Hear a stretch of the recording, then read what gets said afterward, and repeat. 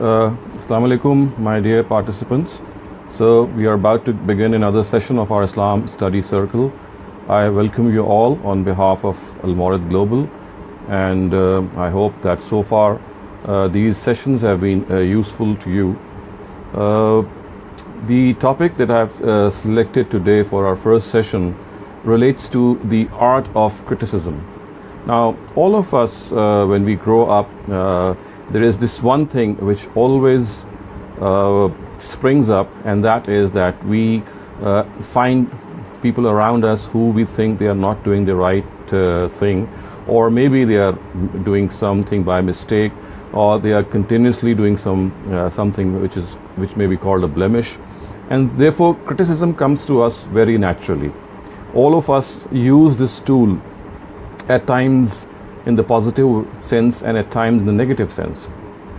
However, if it is used in the negative sense, obviously criticism for the sake of criticism is not a very healthy attitude that we adopt. In this regard, the correct way is that criticism is something, of course, of a very healthy nature if it is done for a purpose, if it is done positively, if the constructive criticism that we have in mind really affects the surroundings and the people around us, and we are able to correct people through our criticism. Because you see, the way in which we learn our mistakes is through criticism, and I think the best way in this regard is self-criticism. So the best thing that we can do is we should hold ourselves critically, view ourselves critically, and excuse me, and criticize our own selves the foremost. So as we say that charity begins at home, I would say that criticism also begins at home, and more specifically by our own selves, on our own selves. We must criticize our own selves, and we must be very, very stern and harsh in this self-criticism, because this is the only way in which we are going to learn and improve. And as far as criticizing other people is concerned, as I said, if it is used in a positive way, it can really, really work wonders. It can really have a positive effect on other people, and it can improve the attitudes, behavior of other people, especially those who are around us. As parents, we often criticize our children, and today's world actually witnesses the children criticizing their parents also a lot. We criticize our friends, we criticize our colleagues, we criticize our brothers and sisters, all those around us. So if we want to use this constructive criticism in a way that it becomes beneficial for people, then, my dear participants, my dear viewers, we have to learn the art of criticism. Criticism is an art, just as appreciating others, which we discussed last time, is an art. Criticizing others also is a skill. It's an art that must be learned, because if we don't learn how to criticize, we'll end up in actually proving the opposite. The criticism would prove counterproductive. Instead of improving affairs, it will worsen them. So today, as I said, I would like to present some of these points which might be helpful in learning this art of criticism, this skill of criticism. We have to be dexterous, we have to be adept, we have to be extremely cautious in how we deal with this skill. So let me give you some tips regarding this art of criticism, which have been helpful for many people. I have been using them, and I'm sure if you use these tools and these tips, they're bound to help you in improving the substance of your critique on others. Now, the first skill, or the first step in constructive criticism, or the first step in learning the art of criticism, is that each criticism, whenever we want to criticize a person, should precede, please mark my words, it should precede by words of praise for the person we intend to criticize.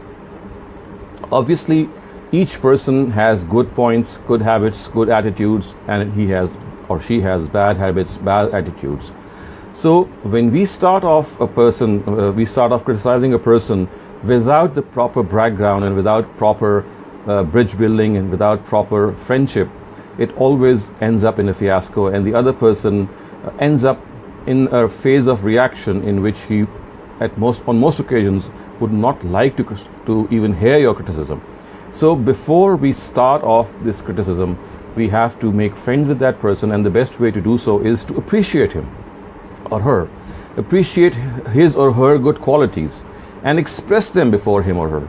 When you tell someone that you have a good voice, or you are a very good teacher, or you have a very adept and a very, very skillful personality, then actually, and I'm sure when I say this, I mean that we have to praise a person for what he or she actually is. We don't have to make up this praise for others. We don't have to praise someone for something which he or she does not have. I'm talking about actual qualities of a person which exist in that person. So by appreciating the other person, you suddenly create this bridge between yourself and that person. He thinks or she thinks that you are his or her well-wisher. You are on his or her side. You're standing beside him or her. So when you are coming close to a person, and the way in which you are doing so is praising him, appreciating his qualities, that person psychologically becomes a person who would listen to even your negative comments. But that should be later. And the famous French poet and philosopher Voltaire actually is accredited with this saying when he once said that whenever we intend to criticize people, it's not easy, because it actually hurts the ego of that person.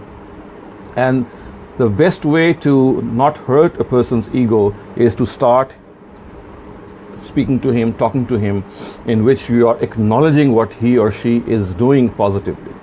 So the first tip, my dear viewers, is that each criticism should begin with words of praise.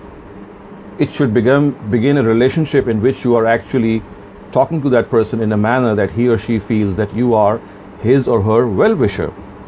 You are his or her friend who would talk to him. And when you do so, if after your praise, after your acknowledgement of his or her personality, when you talk about some critique on him or her, he or she, there is a fair chance, is bound to listen. I mean, it's not always the case, but there is a very fair chance that he or she would listen very intently to what you would like to say. But then that's the first step. The second step, my dear participants and my dear viewers, is that no criticism should be based on hearsay. One of the worst things that we often do is that we criticize people behind their backs, or even in front of them, regarding incomplete data. Our information is not complete, and a sudden course of events in which new information comes to our light suddenly changes the whole scenario, and the criticism that we were trying to transfer to that person maybe never even should be evoked in the first place, because we were doing so without proper investigation. So the second tip is that criticism should be based on hard facts. It should be based on data which is indisputable, which you can present, which could not be denied by that person, which is undeniable, which is indubitable, and only then the other person your criticism would be of substance to him. Otherwise, it would be dismissed in the very first phase, because if it is done behind his back or her back, it is bound to later on reach him. And of course, this actually I'll discuss in my third point, but that criticism is incomplete, is invalid, because it's not based on sound information. It's merely based on gossip or hearsay. So we have to have concrete facts. We often gossip about people behind their backs. We often make fun of them, or we often criticize them. And most of our critique is based on hearsay. Now that is something which is not very good at all. It's very unethical. We must not report facts and build stories upon those facts which in the first place have not been investigated. So that's the next point that I'd like to make, that criticism must not be based on hearsay. The next point of criticism, or next tip in this regard, in learning this art of criticism, is that we should communicate our critique directly to the person. whom we intend to criticize. Because in a close circle, when we are criticizing people, for example, our father or mother, or maybe our sons or daughters or siblings, it is bound to reach him or her through some other channel, through some person to whom you are confiding in. And that will create a bad taste. It will really create a bad taste, because the person would often say that, why was not I taken into confidence? Why was not I communicated directly? So this needs a little moral courage. And also it needs this ethical behavior, that if we are aggrieved, if we feel sorrow from a certain personality, and then instead of criticizing him behind his or her back, the best way is to politely criticize that person right in front of him and tell him that this is what has happened, and this is how things have ensued, and I would like to give you my feedback, and this is something which has really been bothering me. So this is the third step, that criticism must be communicated directly to that person. I know that there are instances in which it's difficult to communicate criticism. So in that case, you don't have to. When you feel that either you will not be able to communicate your criticism, or the person will have a severe reaction. But then you should also not gossip or not do this criticism or make this criticism in front of other people, because now they're going to get influenced by what you say, and they are not going to know the defense of the other person, because they're just going to listen to you.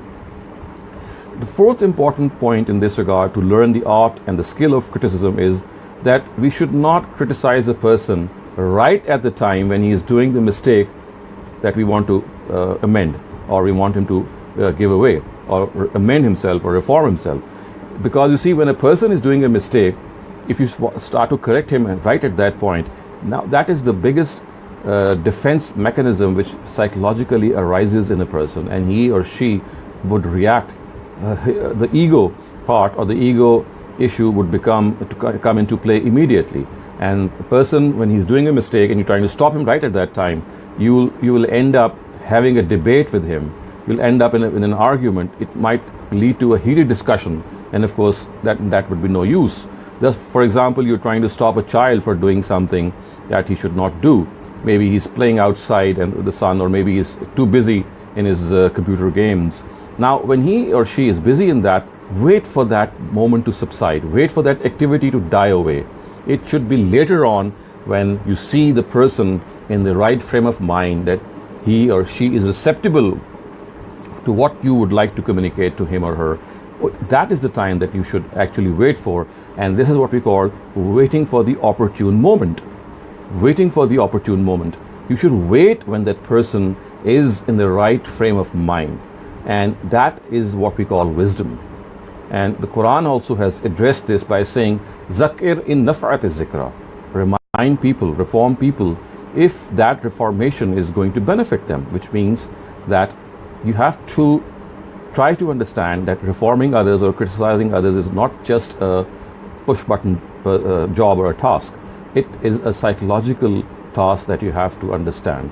And this psychological task that you have to understand can only go further if you are able to understand that there are certain moments in which this criticism is going to become effective. And the worst time for criticizing a person is at the time when he or she is doing that mistake.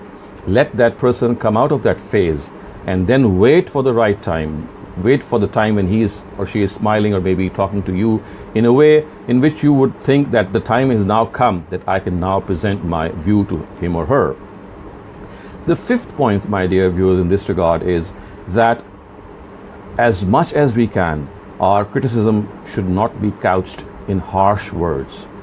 It should be in a very soft voice, in a very soft tone, in very, very carefully chosen words in which we are able to very tacitly, very softly communicate the point to the other person.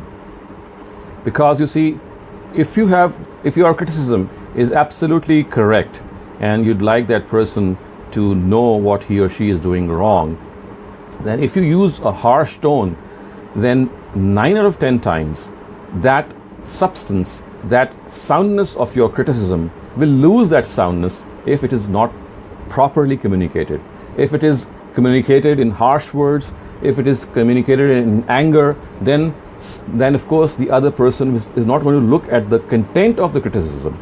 He or she is bound more to look at the style of criticism.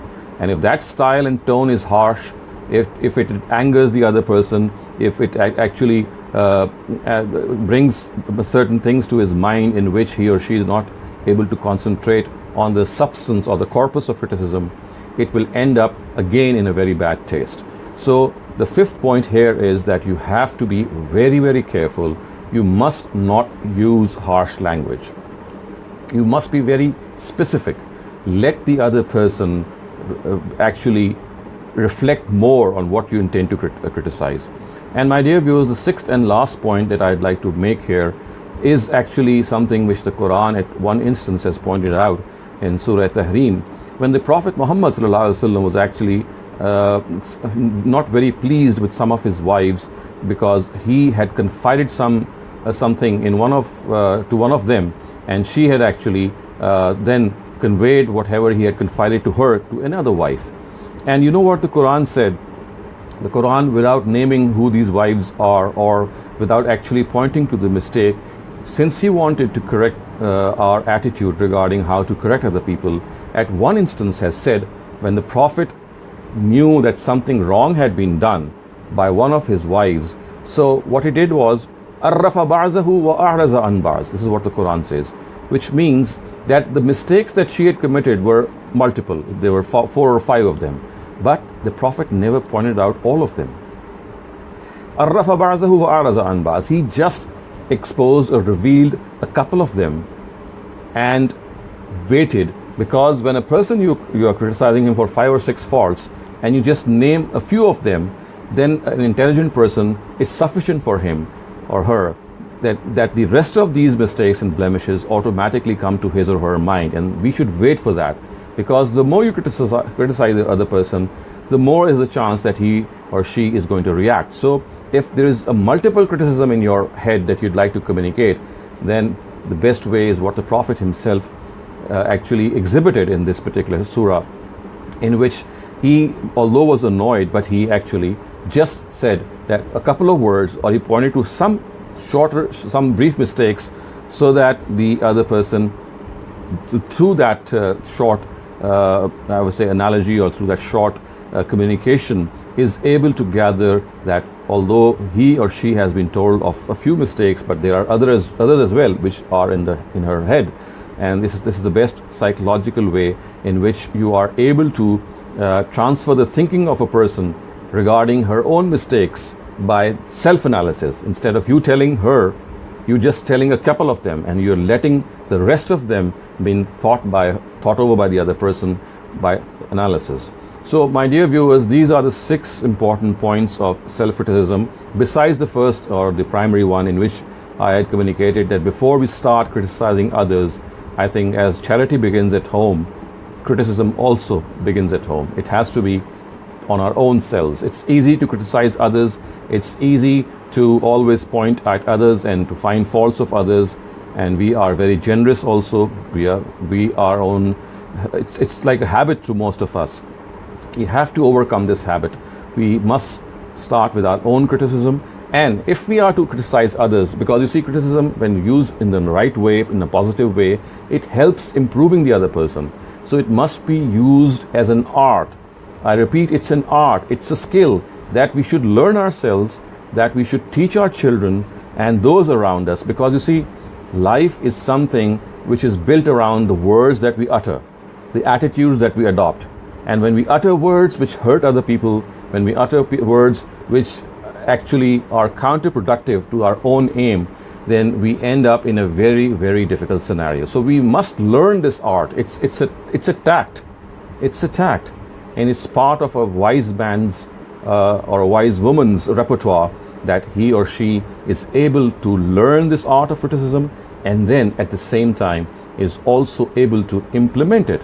So just let me repeat some of the precepts that I have just narrated before you. I hope I remember all the points. But let me recall that the first thing that I actually said was that criticism is something that should actually be preceded by praising the other person.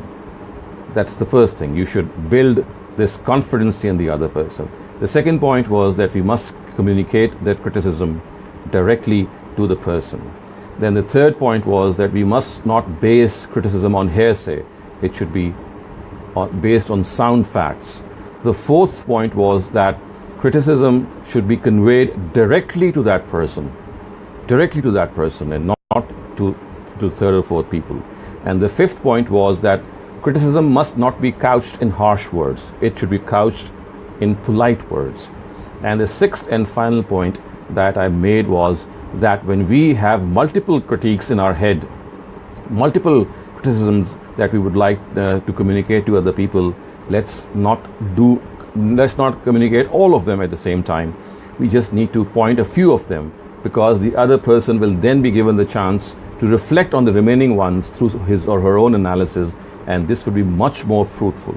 So these are some of the points, and I'm sure if you sit down tonight or whenever you're able to think on these points, you might be adding even more to this. But please do think that criticism is a great weapon. It's a very, very sharp weapon. It's a very effective weapon, but when used positively. When you use it in a negative sense, when we use it in a way in which it challenges the other person, it hurts the ego of the other person, then this is no use. It's basically our own ego which is now working against ourselves. Instead of correcting the other person, we are trying to impose ourselves. We are trying to prove ourselves that we are superior to the other person, and then that smacks of arrogance.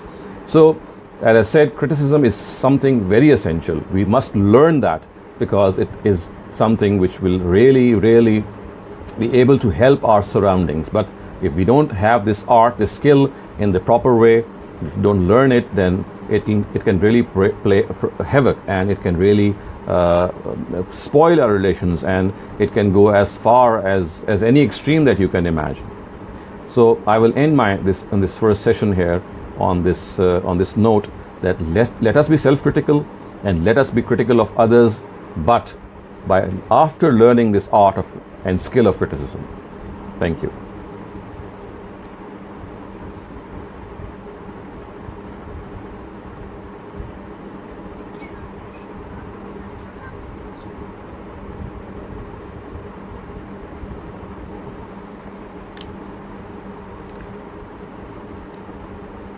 So if you don't have any questions, then maybe we can start off the next session.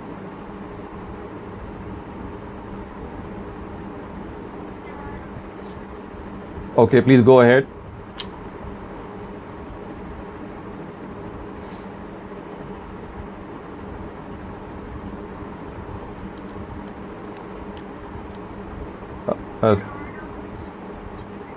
Okay, there's no question.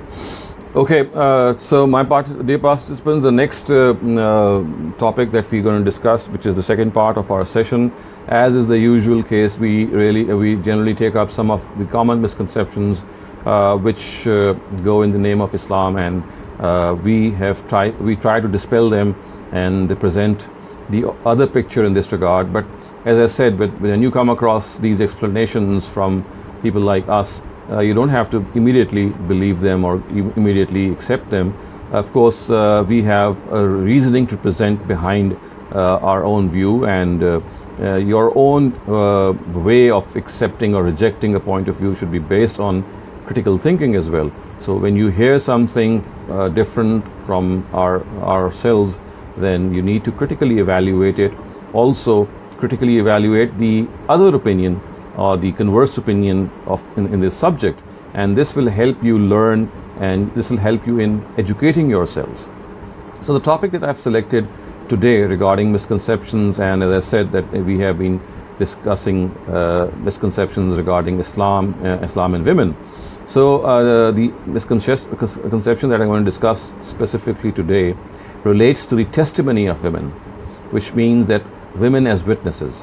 Now, it is generally believed that women have half the witness of a man, and if she actually sees some crime happening in her own house, and if she is alone and she actually recognizes the thief by face, if he is later caught, then our jurisprudence, our doctors of juristic doctors say that because she was because she was alone, her evidence, her testimony is not admissible. It's not acceptable. And this means that if there were two women in that house, which, for example, if there was a thief who had entered, or a robber who had entered a house and he had robbed the house, and later on he was caught, and during that parade in which you identify criminals, even if one of that lady, if she was alone in that house, was able to clearly identify that this is the person who had actually committed the theft, it's very unfortunate that our fiqh says that her testimony would not be able to prosecute that criminal, that robber, because she was just one person. And they say that the Quran has said that actually, unless there are two witnesses and two women witnesses and alongside a man, then we cannot accept that testimony. So basically, this is an issue which has become a sore issue, and although the Quran does mention this testimony of a lady, and it does say in a very tacit way, in a very specific context, that the two men are going to testify to a document, when it's actually what the Quran in its own sense has said, that whenever you are eliciting testimony on written documents, or you want documentary evidence, then it says that it's enough that two men testify, and if two men are not available, then one man and two women, which has actually arisen to this concept, or this notion, that unless there are two women, their testimony cannot be acceptable, and their testimony actually is equivalent to one man, because they have the verse seemingly says that in the absence of a man, two women will actually take his place, and then only then it shall be acceptable.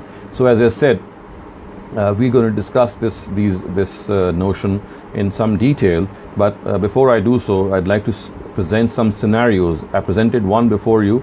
Another scenario would be that if a woman is raped, for example, and as I said, she herself is the only sole witness of the crime being committed, and she is also able to later on identify the person who had committed this heinous crime, again our fiqh would not hold it admissible, because in the absence of more witnesses, this crime of rape in their own regard is only proven through the testimony of 4 eyewitnesses, because this is another point that needs to be made, and which has been discussed in our fiqh, that in case of adultery, or in case of even rape, in both cases 4 witnesses are needed to prove that crime.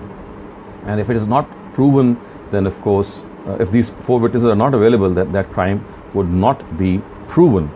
And in the absence of these witnesses, in most cases, in most countries, DNA tests or camera footages are also not regarded to be admissible evidence, because our Muslim jurists generally think that a crime is either proven through the testimony of witnesses or through self-admission or confession of that criminal. And these are the only 2 ways in which a crime is proven. Other than that, they do not hold it admissible. And we know that even today, for example, in Pakistan, the Council of Islamic Ideology does not approve the DNA test to be a primary witness or a primary testimony. So this is the whole issue that has become so inflated because of a lot of incidents of rape and theft and other things happening, and the women, since they don't hold equal testimony to a man, then if their case is presented before a judge in a court, it's not admissible, it's not accepted. Now, I'm trying to clear this misconception. I'd start off by saying that first of all, that what needs to be understood is that the verse of testimony, which is mentioned in Surah Baqarah, first of all, that the correction that we need to make is it's based on evidence. It's dealing with documentary evidence. It's not dealing with evidence related to crimes. So what our jurists have done fundamentally, which my humble opinion is incorrect, is that whatever has been written about documentary evidence, they have analogously regarded to be correct in the case of criminal evidence as well. Now there is a huge difference between the two, if you ask me, any person who has common sense, and that is, in case of documentary evidence, you choose your own witnesses. It's in your hands. You can choose a man, you can choose a woman, and of course, generally in the Arab society of those times, men were chosen for this job because in those times women were not used to going into courts and testifying. So first of all, it needs to be understood that the Quran is not speaking of any criminal evidence. It's talking about documentary evidence. The cardinal mistake, the primary mistake, is that our jurists have actually analogously regarded documentary evidence to be the same as criminal evidence. And there is a fundamental flaw here. And as I said, in the case of documentary evidence, you choose your witness. It's because it's possible for you. You can choose yourself who you would like to testify. But that's not the case in criminal evidence, because whoever is present there is bound to be the witness of that act. You cannot choose people when a crime is being committed, of course. It's an absurd thing. So the fundamental error which has been made, in my humble opinion, in this regard is that a false analogy has been drawn between two different areas. Criminal evidence is something in which you cannot choose someone to be a witness, because of course there's no place for that. Anyone who would be there has to be regarded a witness. However, in the case of documentary evidence, you have all the chance. So this is the first mistake which has been done. So even if you accept the fact that the Quran is stipulating 2 women for testifying regarding documentary evidence, and when we say documentary evidence, of course it means documents like, for example, a house loan or a house purchase, or anything which you do in writing between 2 parties. It's like an agreement. It could be a loan agreement, it could be other forms of agreements in which you need witnesses to testify. So that is mostly done in financial matters, and that we need documentary evidence. However, in the case of criminal evidence, first of all, it needs to be discussed that that has never been mentioned in the Quran in the first place. Never ever, except, as I said, there are certain other cases of adultery in which the Quran has mentioned the case of 4 witnesses, but that too in a specific context, which I'm just going to explain later on. But as far as common crimes are concerned, the Quran in the first place has not mentioned any quantity of witnesses or any gender of witnesses, whether they're going to be men or women. It has left this matter to our own conventions, to our own practices, to our own cultural activities that we do, in of course, which would mean that whatever is admissible to a judge in a court of law would be acceptable, and as far as crimes are concerned. So the first misconception here is that as far as criminal evidence is concerned, the Quran is absolutely silent, except for a specific case which I'm going to discuss later on. In all this case, we have to follow all advances that we can follow all the advances that have been made. For example, if there is now a provision of a DNA test, or if there is now a provision in which a camera footage captures the criminal, then if that is absolutely certain that the footage is correctly reported and the DNA test has been correctly done, then that would be a sufficient evidence to prove any crime. In this case, insisting on a woman witness or 2 women witnesses is absolutely needless. That is the first thing that you need to understand. The second thing is that even in the case of documentary evidence, it is pretty clear here that these verses are not addressing a court of law and telling them that if witnesses come in this ratio before you, then you have to accept, otherwise you'll not be able to accept. Because the simple case is, in the absence of any witnesses, for example, a crime can still be proven through other means, and a court is not bound in this regard. So the second area is that this verse is actually addressing Muslim men and women in their capacity, advising them that whenever you are trying to pick up witnesses, you can do so. It's up to your own choice. But if you accept a woman witness, then you can have this choice of bringing another lady with her keeping in view the circumstances that were prevalent in those times, that if one of them falters or is not able to give testimony in the proper way, then the other is going to be there to correct her. And another important thing here is, my dear viewers, that even if this is accepted, then you can clearly see that here too only one woman is being used as a witness, because one of the two had faltered. She was not giving a proper witness. Now the other woman who is alongside her, if her witness is being acceptable, then you can clearly see that she is the only person who is being acceptable, because the other woman who had faltered, her witness is no longer acceptable.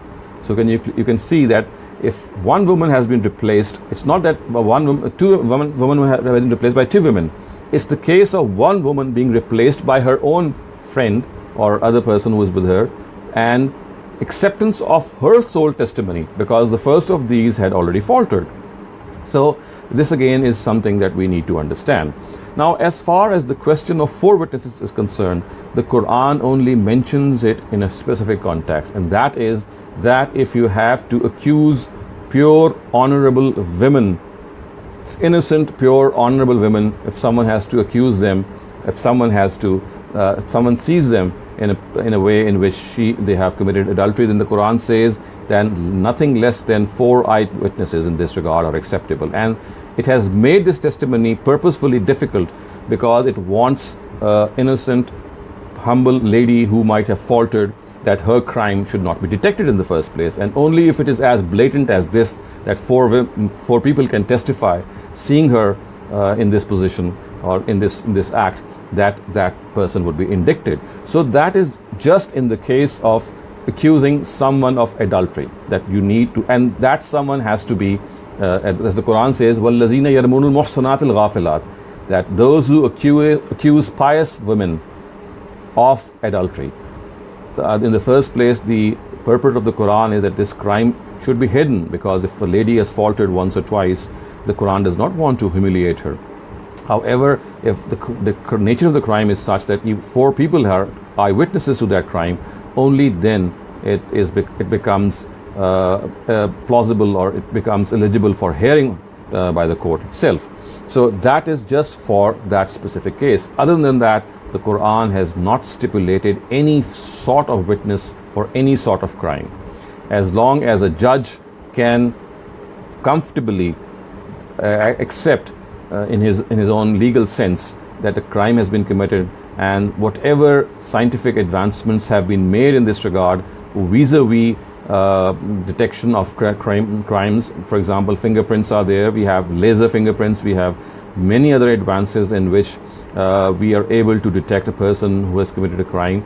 Islam has absolutely no objection. It is a wrong notion that in Islamic law only through the testimony of a person or through self-confession does a crime stands proven. No, not at all. No, sir. The crime stands proven the way it stands proven in the whole wide world, using all sorts of methods. It's only in the case of pious ladies that 4 eyewitnesses are required if you accuse them of adultery. That's all. That's only the case. And as I said, the Quran has purposefully made this crime, validation of this crime to be a difficult job, because it wants these pious ladies, if they have faltered, that their crime should be covered, their crime should be hidden, and they should not be brought forward. Because once a lady loses her reputation, once she is disgraced and humiliated, then she's done for her life, and that stigma cannot be erased from her own character.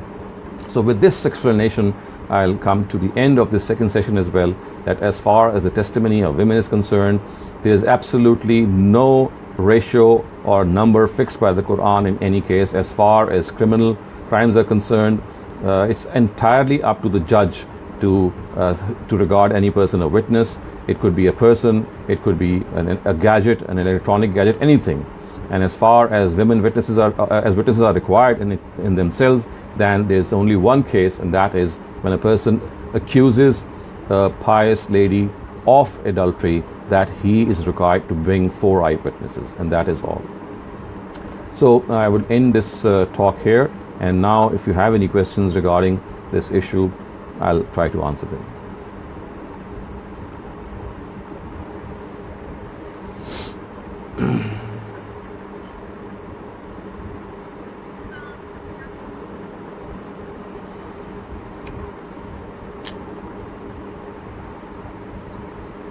Please go ahead.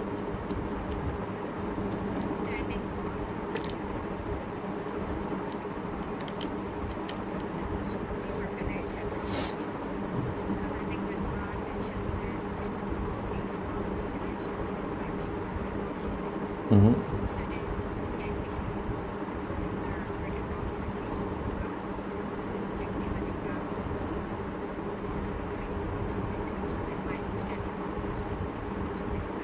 Of course.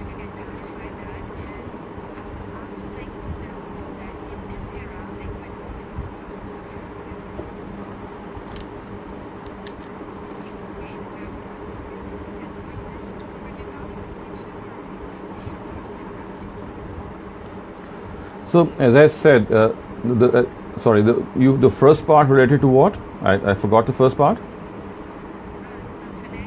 Okay. So, you see, the verse of the Quran starts like this: Ya ayyuhallazina amanu iza tadayantum bidainin faktubuhu, which means that if you are trying to acquire a loan which is time barred, then you should write it down. It starts off, of course, with financial transactions, but the way in which these financial transactions are to be documented, as the verse proceeds, tells us that it's actually the written documentation of any agreement that can be in a similar manner.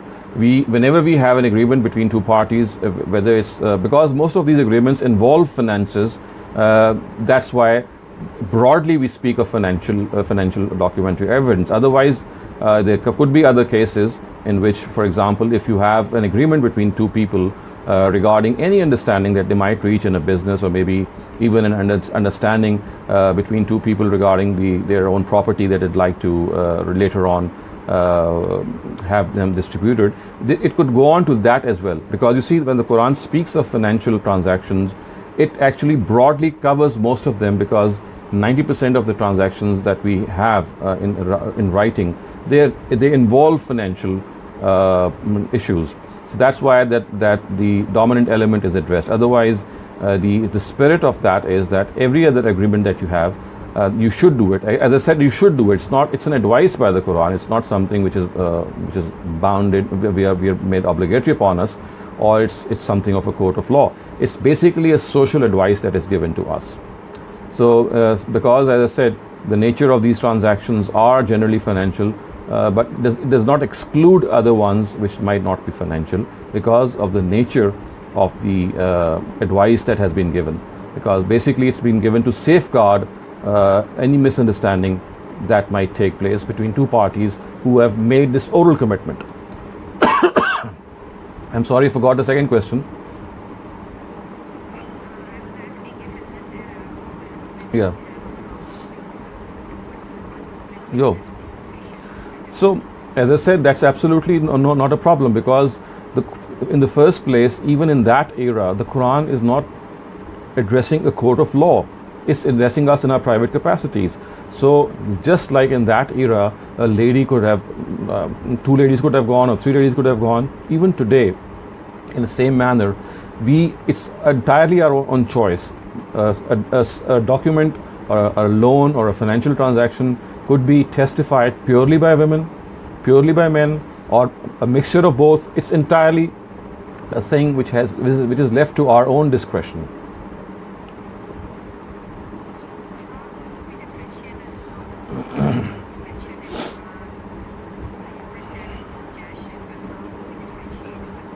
This is, you see, had it been a law, then it would have been, the court would have been bound that unless you find something in writing, you just cannot you just cannot make this a valid agreement. Let me give you an example. For example, we had nothing written, but there are three people who testify that I heard these two people orally making this commitment. So in that particular case, it would not be acceptable. Whereas it's not the case.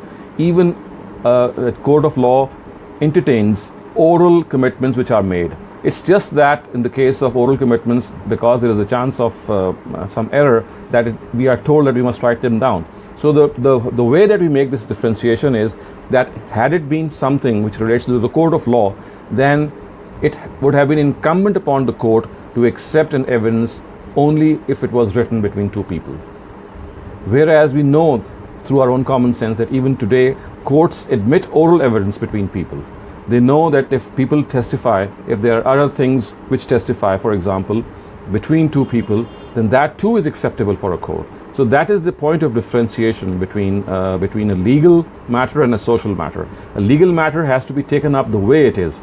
We know that our courts take up these transactions in which people actually have nothing written between them, but they have witnesses who testify that here is a person who will tell you that these two people actually orally made this commitment, and I vouch for that.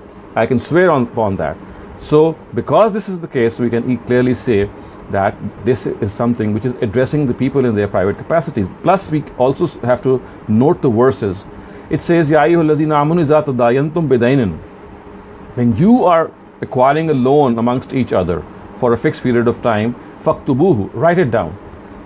The manner in which this is said, and the verse which ends this whole discussion says, Zalika aqwamu lishahada, which means that it's more fruitful, it's more nearer to the witness being in the correct way. So the way the whole verse has been discussed, and the manner and the context and the background, all are very, very clear that it relates to personal advice on the part of the Quran.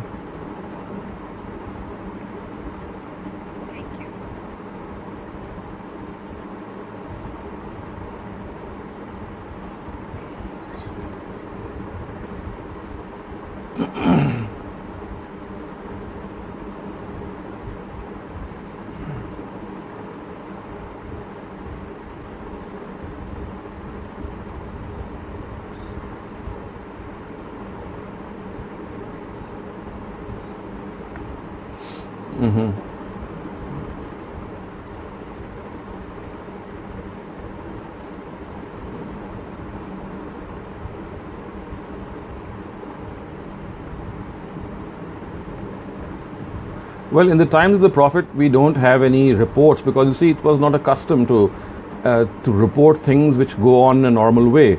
As is the case with history and reportings, unless something unusual happens, things don't get reported. But even then, we have a report in which Ali Ta'ala Anhu is said to have decided a case on the basis of a single woman witness. We have that. And other than that, we know that hadith, the way they have been transmitted, when our muhaddisun actually compiled a hadith, they never said that unless we have two women who testify that these were the words of the Prophet, unless they do so, we'll not accept them. They never did so, because the biggest testimony that you can take is on the words of the Prophet. We know that there were a lot of sahabiyat, his own wives, other women, who actually narrated a lot of events, a lot of ahadith in chains of narration. And you can clearly see that a single woman was accepted as a witness to the words of the Prophet. And one of the greatest witnesses actually is Aisha radhiyallahu anha. We have about a couple of thousand ahadiths which she narrates. But when our muhaddisun actually record the ahadiths of women, they never went after asking whether two women were available for a particular hadith. Only then they'll testify. They accepted the witness of a single lady, which is the biggest proof, I think, on this fact that this is something which does not relate. It has been wrongly interpreted, or it has been misplaced by us when we are interpreting the Quran. The whole actual scenario is entirely different.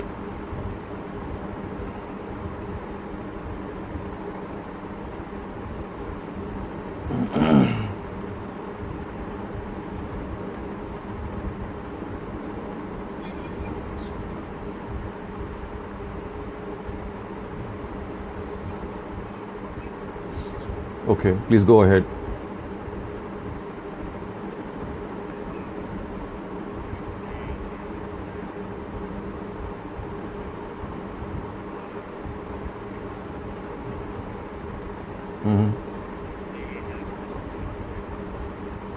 That's what I'm saying.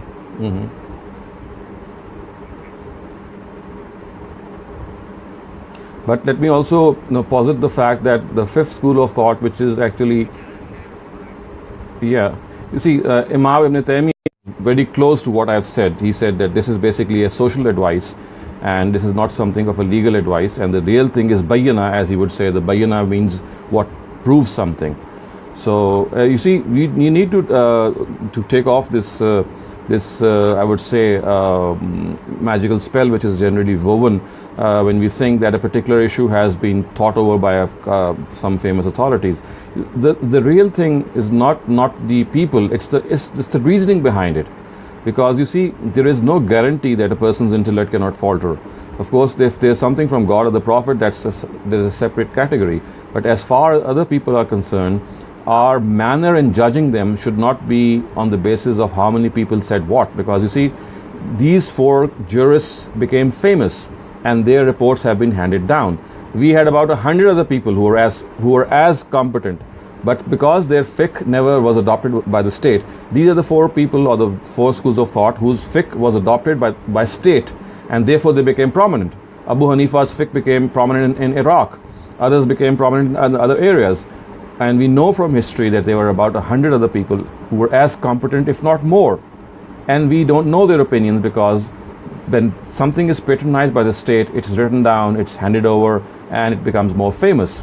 So 4 schools of thought should not be our way of governing what right and wrong is. It should be the reasoning behind what is said by someone.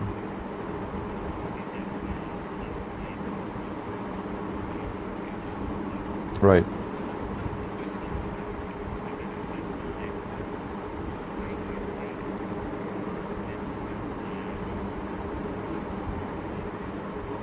Mm-hmm.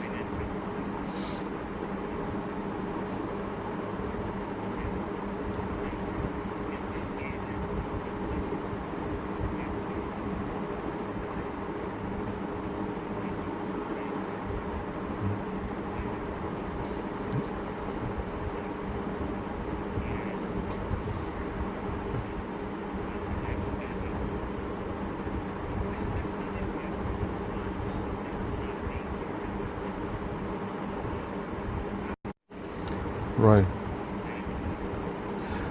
Yeah, actually, you see, if you look at the institution or the way things were in Arabia, it's exactly the way that you pointed out, that women were not used to going into courtrooms. Even today, not every woman would be very comfortable in going to courtrooms. There are women who would feel a little nervous. There are men who would feel nervous as well.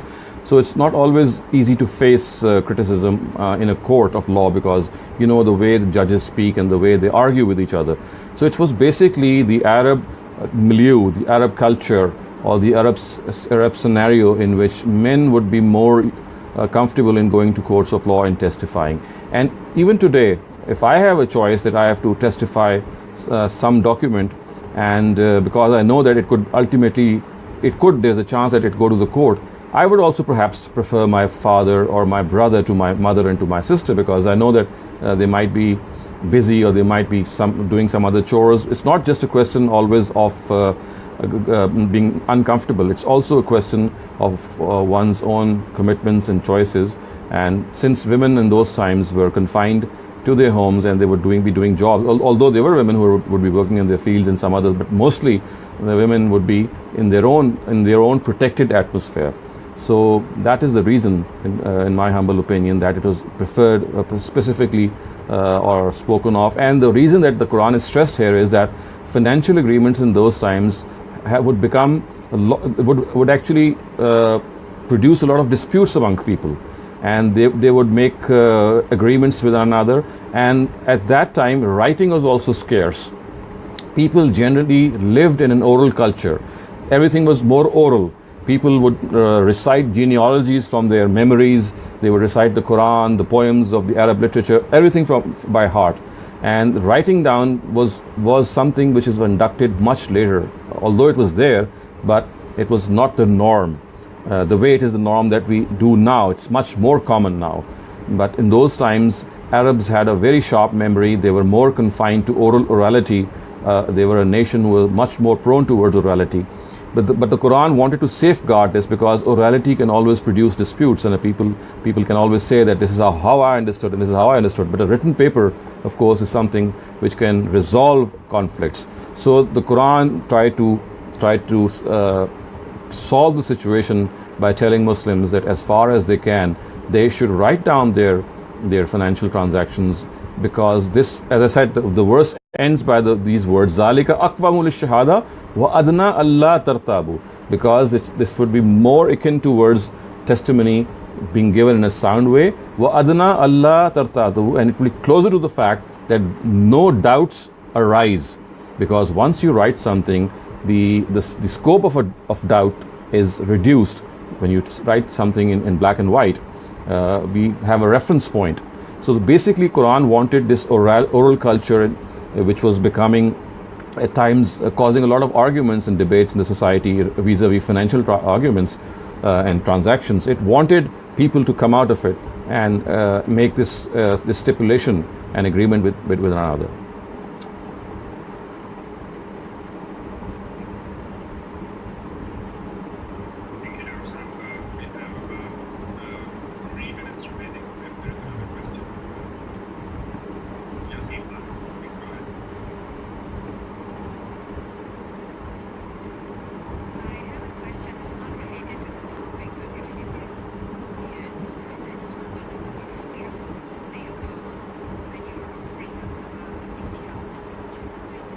Mm-hmm.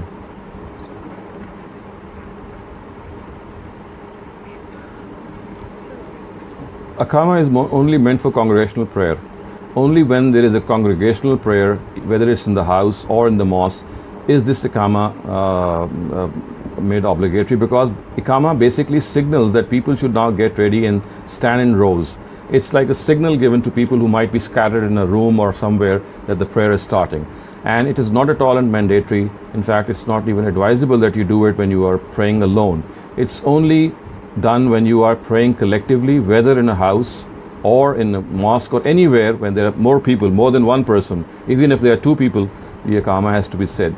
But when a person is just alone, he or she just needs to proceed with the prayer.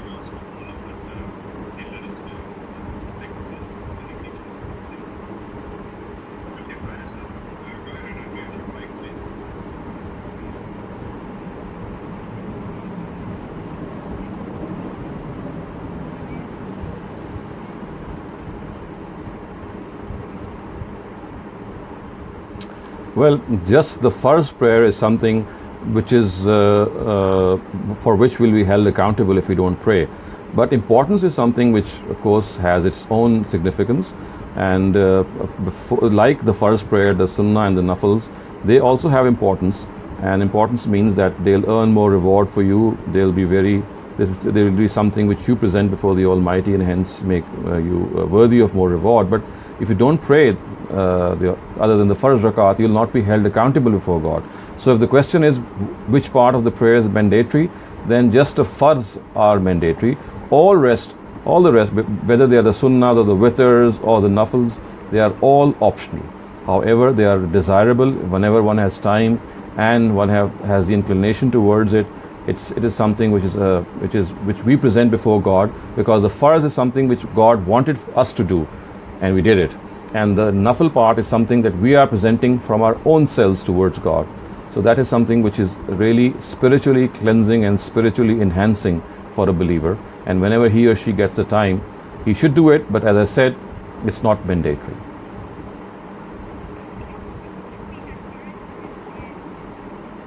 Absolutely. Right. Right. Absolutely.